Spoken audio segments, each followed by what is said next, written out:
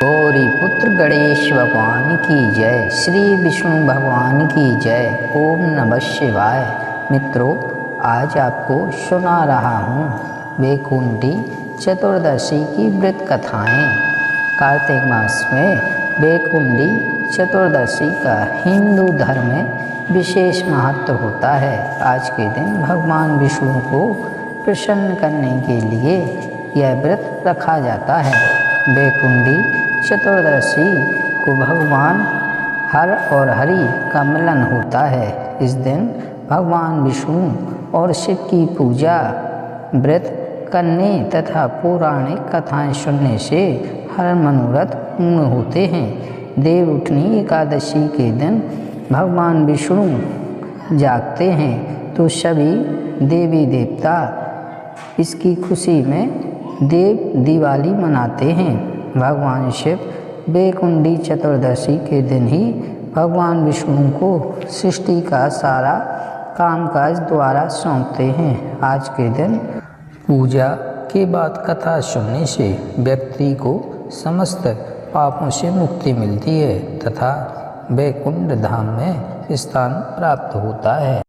वैकुंठ चतुर्दशी की 3 पौराणिक कथाओं को भगवान श्री हरि विष्णु का ध्यान करते हुए श्रवण करें। वैकुंठ चतुर्दशी की पौराणिक कथा के अनुसार एक बार की बात है, नारद जी पृथ्वी लोक से घूमकर वैकुंठ धाम पहुँचते हैं।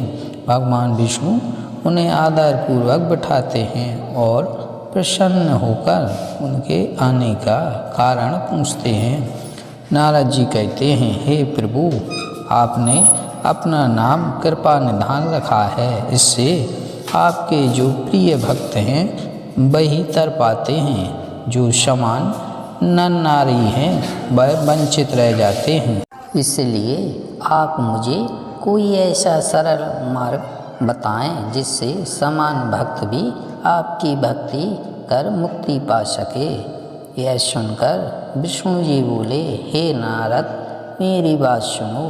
कार्तिक शुक्ल पक्ष की चतुर्दशी को जो नर नारी व्रत का पालन करेंगे और श्रद्धा भक्ति से मेरी पूजा अर्चना करेंगे, उनके लिए स्वर्ग के द्वार साक्षात खुले होंगे।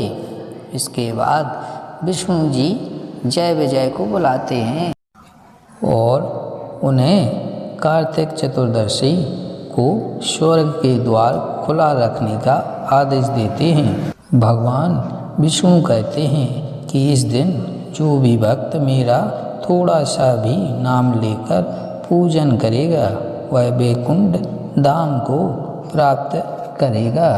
अब वैकुंठ चतुर्दशी की दूसरी कथा का श्रवण करें। एक बुढ़िया थी, उसके एक बछड़ी थी, उसका नाम उर्णी कपूर्णी था। कार्तिक महीने में बुढ़िया पुष्कर नहाने निकली तो पड़ोसन से कहा, मेरी उर्णी कपूर्णी को चारा डालना और पानी का कूड़ा भरकर उसके पास रख देना। पड़ोसन रोज चारा डालती व पानी का कुंडा भरकर रख देती। एक दिन पड़ोसन को ध्यान नहीं रहा और उर्णी कपूर्णी को कुछ नहीं मिला। वो भूखों मरती पानी के कुंड में गिर पड़ी। गिरते ही उसका स्नान हो गया।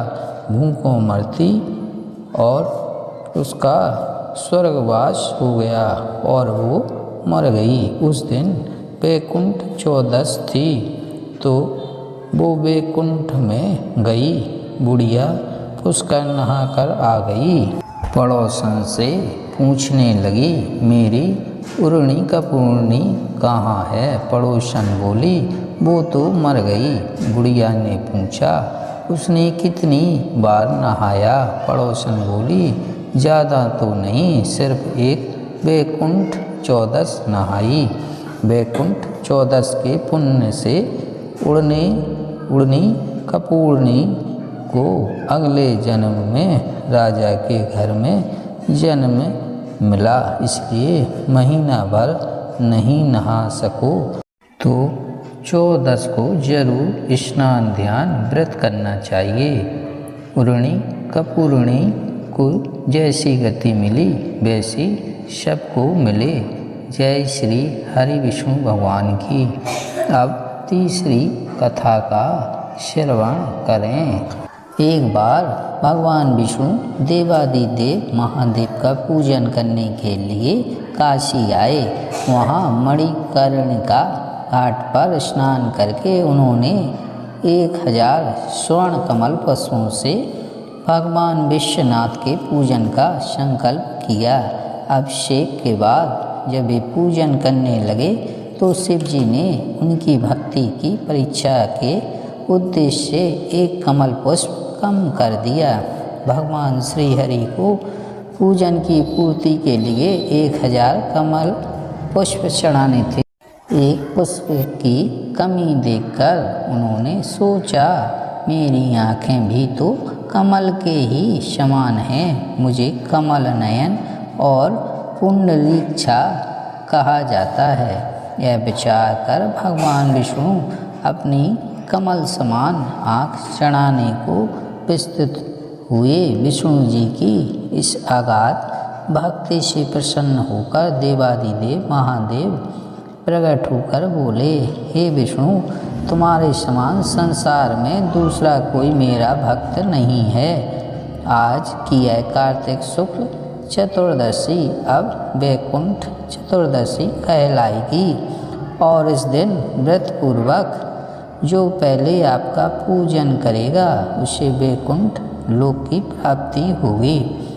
भगवान शिव ने इसी वैकुंठ चतुर्दशी को करोड़ों सूर्यों की क्रांति के समान बाला सुदर्शन चक्र विष्णु जी को प्रदान किया। शिव जी तथा विष्णु जी कहते हैं कि इस दिन स्वर्ग के द्वार खुले रहेंगे। मृत्यु लोक में रहने वाला कोई भी व्यक्ति इस व्रत को करता है वह अपना स्थान वैकुंठ धाम में सुनिश्चित करेगा। श्री हरि विष्णु भगवान की जय। ओम नमः शिवाय।